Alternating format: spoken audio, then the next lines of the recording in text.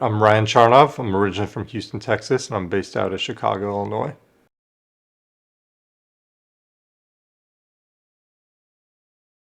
Before getting involved in AI, I worked in finance. So I did 3 years in investment banking. I worked on a variety of transactions in the industrial space.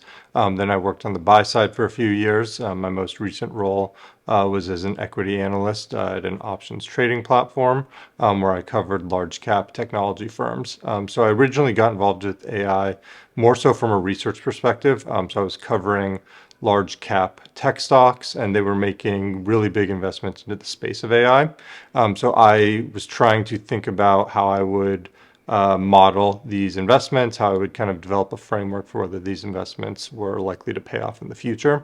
That led me down the path of just learning a lot more about AI and about the whole AI infrastructure. And through that, I learned a lot about the companies that were helping train AI models. Micro One was one of those.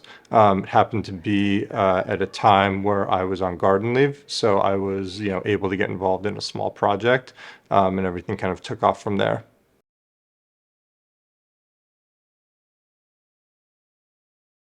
I heard about Micro One during my overall research of the AI industry. They were one of the top new and emerging companies in the AI space. And I had been reached out to by a few companies that were looking to hire top finance talent for specific one-off projects. They happened to have a project that aligned with my current timeline and that worked with my current commitments. And so I wanted to get involved kind of for two reasons. First of all, I thought it would be a really great learning experience. Obviously, AI is transforming the way that we work on a daily basis. So I thought I would learn new skills and help contribute to the world of finance. And then two, I felt like it would kind of give me my own edge in terms of investing in the future. It's a new and emerging skill set that not very many people have or have the opportunity to be on the early stages of. So wanted to get involved to help build out that skill set.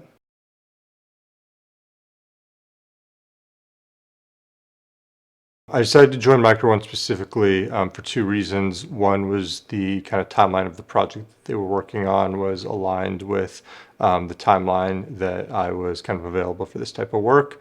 And then two, the project that they were specifically working on was really aligned with my background. They were looking for specific people with investment banking and buy-side experience. So I felt like it was an opportunity to really use the skills that I've already developed rather than some other opportunities that were maybe less aligned with my background. In terms of the Micro One team itself, there was, I guess I was surprised by how personalized the whole process was for, an AI native platform. You think of it as being kind of impersonal, talking to a computer, not really having kind of real people behind it. I was surprised, I guess, throughout the process that after I went through my interviews, I had a person on the phone talking to me throughout the process. I've had kind of mentors on the Micro One team who've kind of helped with my development. So a lot of what's changed, or I guess of my perception of how these companies operate is understanding that there's a lot of humans behind this AI training. And then on a personal professional note, I have learned a lot about what works and what doesn't work in AI models.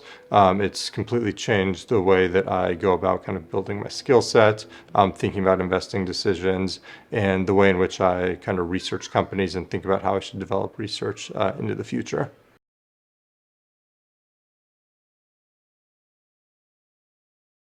So in my work with Micro One, I basically help train AI models on edge cases in the world of finance. So what that specifically means is I look for areas in finance that you can't get out of a textbook.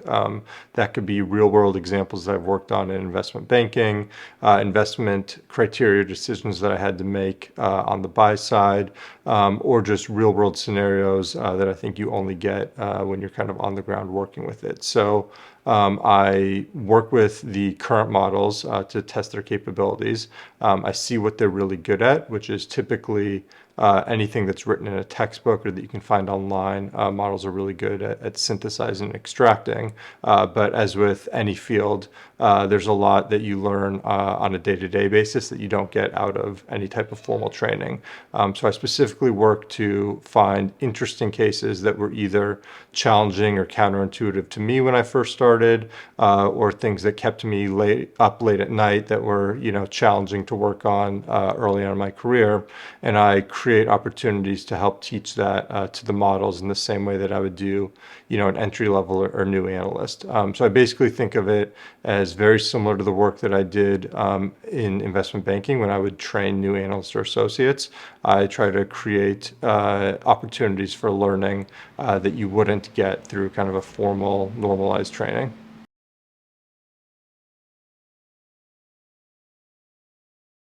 The first thing that I do is think about a task or an area of finance that might not be intuitive or that's challenging to learn. The next thing that I do is try to think of a real world scenario. That's something that I would really do in a finance job that kind of tugs at that type of core idea. And then I design scenarios that an entry level analyst or associate would have to do that would basically test their knowledge. That's all kind of the first part of designing a task. Once I have a task in mind that I can see that the models can't perform sufficiently, I then create a training rubric to help the models understand what an ideal answer would look like.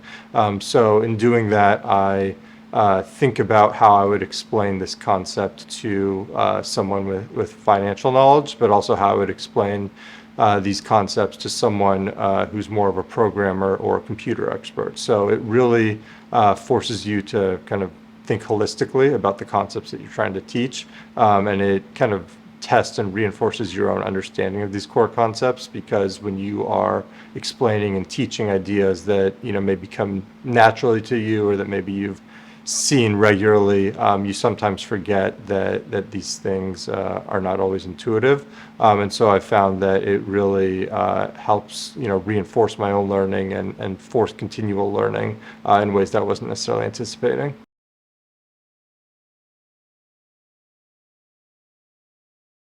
So the first step is thinking about a task that's meaningful. So I draw on my experience across the spectrum of financial roles to find tasks that are everyday tasks that you would do that are highly important to your clients or your work.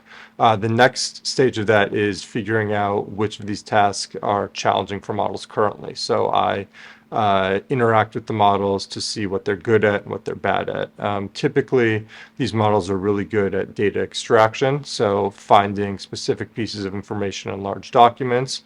They're good at synthesizing large pieces of information. So like in earnings release or an earnings transcript, they can synthesize pretty well.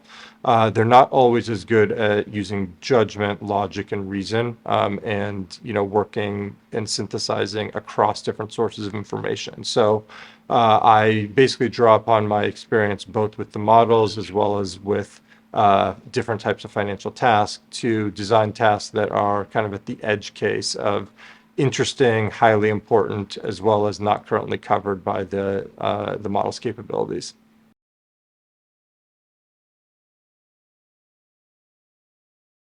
Investing decisions are an area where intuition and judgment is critically important. A lot of investing is really deciding what risk you're willing to take and appropriately balancing risk and reward. So if you already have a framework for determining risk, or if you already have a diligence framework, AI models can do a really good job of automating your process for thinking about risk, but it can't always tell you what risks are worth taking and what risks aren't.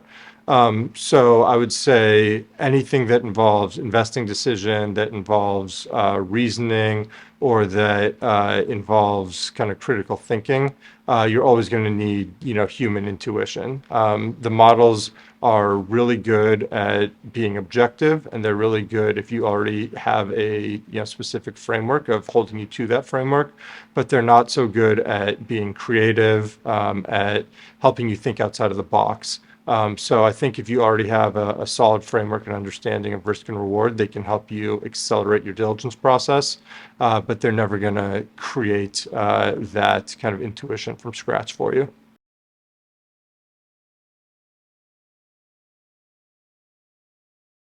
Yeah, knowing that my work and experiences are going towards making it easier for the next generation of financial analyst is really rewarding.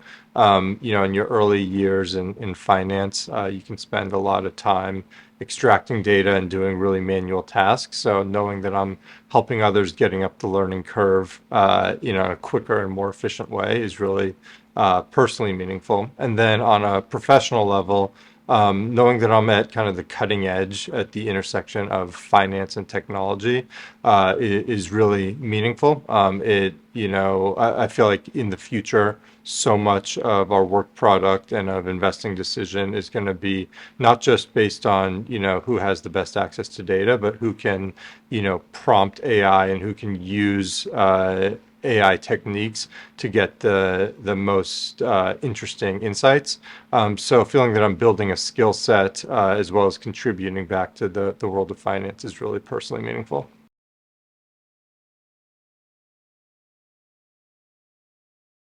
I think there's some areas where AI can do a really good job and where I've been surprised at how well the reasoning is.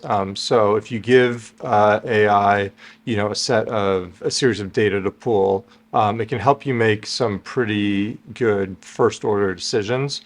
So it can tell you, what the trends look like, and it can help you pick up on data that you might have missed.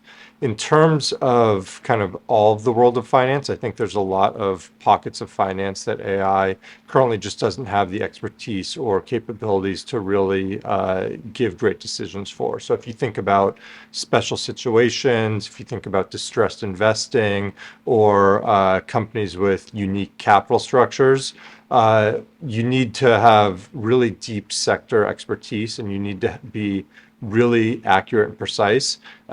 So there's always going to be room for people who have that level of expertise and do have experience on specific idiosyncratic types of deals and transactions to differentiate from AI.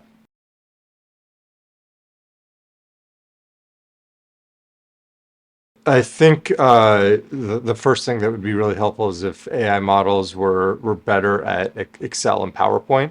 Right now, AI models are really good at research and data extraction, but they're not always good at putting that analysis into the tools that we currently use in our day-to-day jobs. So that would be one. And then two, AI really hasn't gotten the capability yet to be kind of proactive as a co-pilot or helper. So it can respond to questions that you ask, and it can perform analysis and do research. But a really good analyst or a really good coworker is someone who can proactively anticipate what you're going to need. And AI just doesn't have that capabilities at this stage to be able to do that.